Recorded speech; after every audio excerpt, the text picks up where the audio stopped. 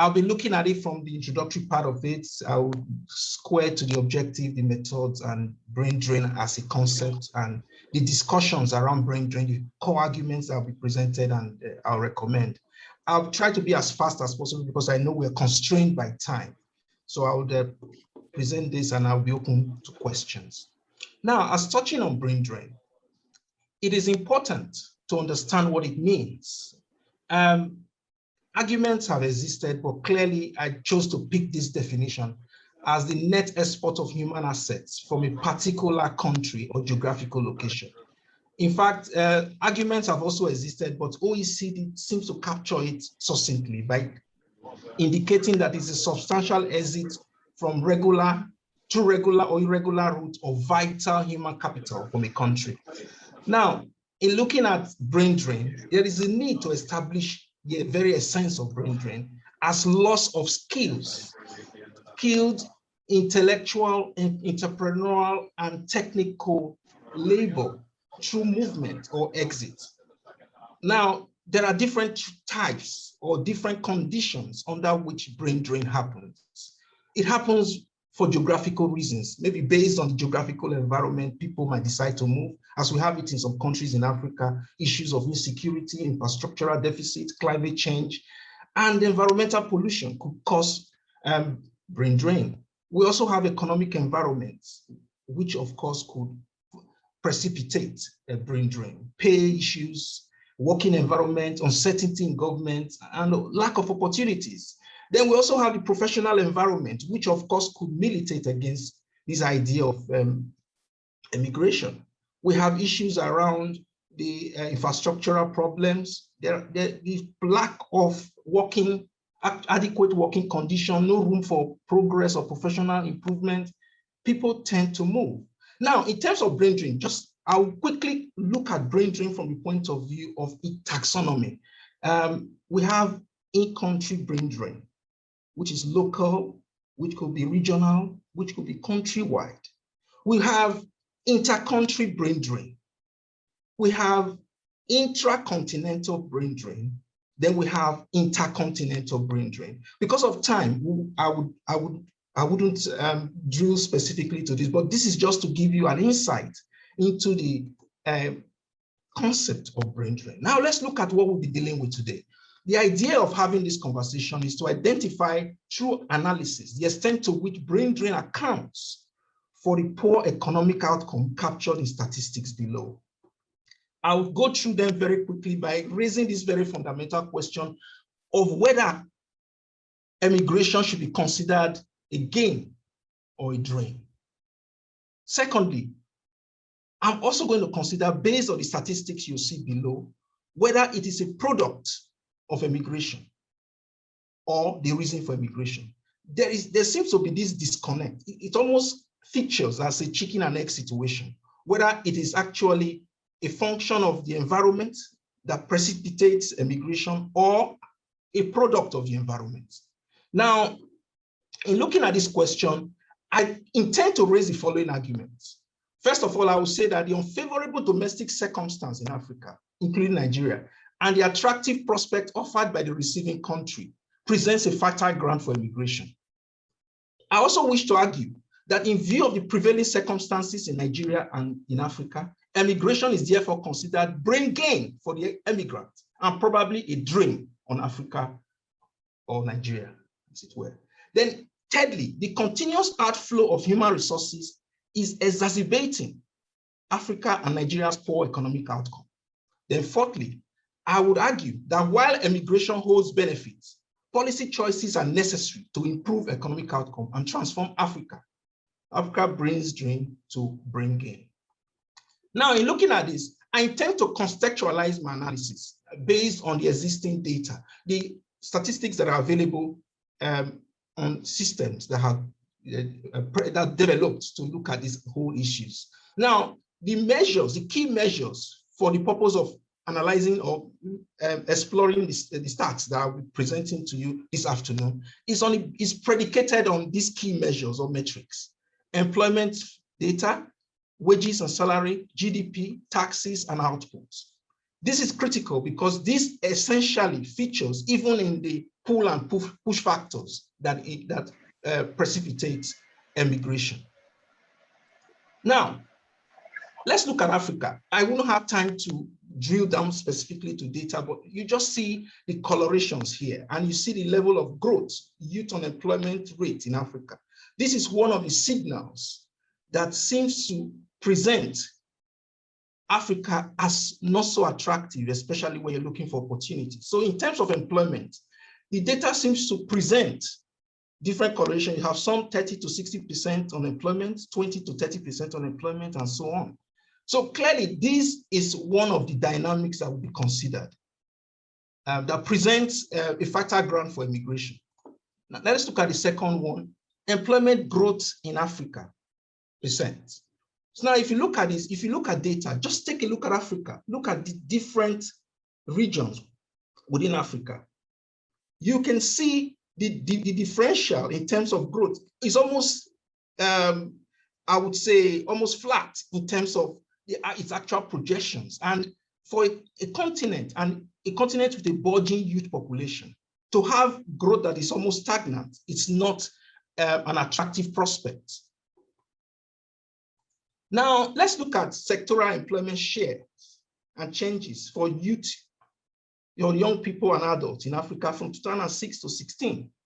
Now, if you look at the different sectors, you can see as at with regards to employment share for adults and young people in relation to the industries or sectors that were captured, you will see it doesn't look attractive at all in terms of the projections. You look at the degree of growth, you look at the spontaneity of growth, you look at that against figures for population growth, the picture becomes clearer that Africa is not at the moment an attractive destination for our young people. So that in itself predisposes our youth and our skilled manpower to exit the continent. Now, look at labor productivity and wage growth in Africa. You can see it has been descending, year in, year out, and you see the gradual movement. Wage annual growth is just going, labor productivity is going. It doesn't inspire confidence. Now, I'll move on. Look at real GDP, because we're looking at it based on the metrics, the measures which I highlighted before. Let's look at GDP very quickly. It's the same story. GDP per capita, the same. So this presents itself. And when you look at Asian and Asian Pacific countries, it's fair. It seems to fare better than many other countries because they've been able to achieve certain level of reversals in terms of use of sort of brain drain. They've sort of created certain reversals to these brain drain activities. You find many Chinese going back to their countries, many Indians going back to their countries, but you don't find that same story with Africa. That's a big challenge. And again, you look at that against what happens in the Western world, where you have these demographic shifts, even within increased opportunity, economic opportunities, also presenting a fertile ground for Africa to giving the doldrum, economic doldrum, or the poor economic outcome which is suffered in Africa. So the data seems to present Asia as slightly above the others in terms of performance. But in terms of realistic outcome, you find many countries, especially Africa, not faring very well. Now, let's look at tax to GDP. In terms of revenue, a continent that is largely suffering in terms of productivity definitely wouldn't fare very well when it comes to taxes and revenue. That, of course, played out in these figures where you see we're looking at the ratio of tax revenue to GDP, and you see Nigeria at 6.3%. We'll drill down to this data. Maybe in terms of questioning, I would be very happy to look at that more specifically. Let's look at per capita growth per region. Now, you see the danger here. In East Africa, in 2020, you can see an increase. In Central Africa, you can see what's going on. In West Africa, you can see what is going on. 2000, look at the figure, 2020, look at where we are. The growth is It's not there. And this is why you find people leaving the country. I'll just be very quick. In terms of employment distribution, look at services, look at industries. Now, for a continent looking to attract and retain its best would rather invest and grow its industries to create the necessary opportunities. Agriculture is just, we've not gone mechanized, so clearly everything is still very subsistent. And the idea of looking into this data is critical as we understand why there is immigration. Now, the statistics in Nigeria is just surprising as well. Look at the World Bank statistics on unemployment in Nigeria. It's been going up successively, and there is we don't know what's going on, and people will have to think about what should be done to retain your skilled labor in the country. Now, one of the surprising aspects is that people thinking to leave the country, according to this World Bank statistic, they are individuals who are high income earners, not low income earners. The figure is showing that the highest income earners are the ones living. That means in Nigeria, we have the middle class living the country, and that has significant ramifications for development in Africa. Now, in terms of conducting analysis here, I chose the input-output model to understand how this play within the context of what's going on as to whether or not it is a gain for Africa or a drain. Now, we will elicit this by looking at these key metrics, which we've applied before in understanding the stats that were presented to you. Now, output, employment, wages, GDP, taxes. Now, is it brain drain or brain gain? This is where we need to establish. Let's look at what happens with the receiving countries. They have two strategies. Given the demographic shifts in the West and increased opportunities, they need labor, skilled labor. Our skills training has improved over the years, but without a corresponding development in our industries to retain the skilled manpower in the country. And the social, economic, and political circumstances in the continent hasn't done so well in helping to retain our talents in the country. Now we look at the strategy they've used in taking in some of our skilled labor. The first is immigration model. The second is global skill partnership model. This is very useful in tapping these sectors. Their target is the health sector, education sector, information and technology sector, construction sector, and sports. Now, let's look at the components. What they target each sector, let me show you where they go for. Skilled, intellectual, technical, professional, practitioners, workers within each sector. They target associated businesses, investment funds, entrepreneurs in each sector. They target research and development within each sector. They target technical, administrative, and managerial professionals within each sector. Then they target consumers and their families to drive demand within the sectors. Now, this is the target. Now, if you consider these areas, you can see that individuals that fall within this category are the middle class in these countries. Now, when you take this out of a country or you take this out of a continent, what's left? So to an extent, I want to argue that to this extent, it is a drain on the continent. And in many cases, a drain on Nigeria. Now, in terms of education, for instance, you have different areas where immigration will come in. If you are a student going for a master's or PhD, the chances of returning back is slim. Then if you're not returning, your family, you build a new family, the chances of the new family settling down or returning back to Nigeria in full is also slim. So clearly you find that then investment funds, then research and development, that is one of the core. People tend to ascribe brain drain to a specific profession, but it cuts across all professions because these skills are somewhat interwound.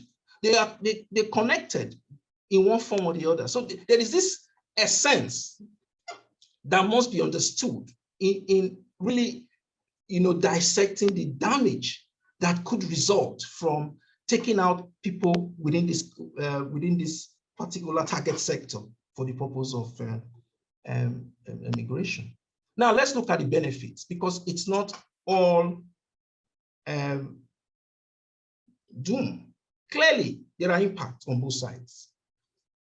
If you're taking out, if you're coming into a country, there are impacts. First, you look at institutional impact, economic business impact, research impact, dynamic economic impact, educational impact, social cultural impact, legal graduate impact, total factor productivity impact. These are all impact, whether positive or negative, they happen. If you're living, it has this impact. If your new environment you're moving into, it has this impact. So whichever way you look at it, that's what happens. Now let's quickly look at the direct effects and their multipliers. Dwindling capex and operational expenditure in proportion of budgets and inflation. This frees up cash from misappropriation. When you have a public institution having to budget for a particular group of people and there are no more, then it means the budget that should go to these individuals will be misappropriated or misallocated. In the private sector, you simply scale back investments. And what happens to that? Economic activity reduces.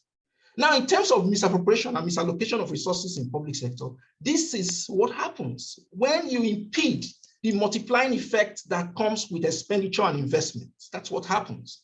Now, as a result, the key metrics, which I indicated before, your wages, your GDP, and every other measure are all negatively impacted. Now, very quickly, let's look at indirect effects and their multipliers. The exit of a sizable chunk of the country's middle class, which falls within the category of that target sector and the component, reduces economic activity on the front end. It reduces private sector investment and the ripple effect in the economy. It reduces incremental spending. It reduces labor demand. It reduces demand on input of goods or input goods and services, which also has an indirect adverse effect on the metrics. And consider the multipliers as well.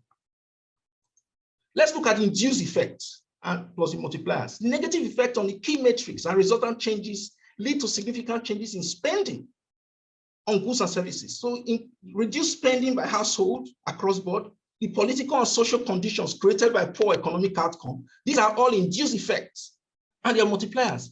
This further impacts the key metrics negatively. It also affects the total gross value, incremental value, price, and output numbers of goods and services.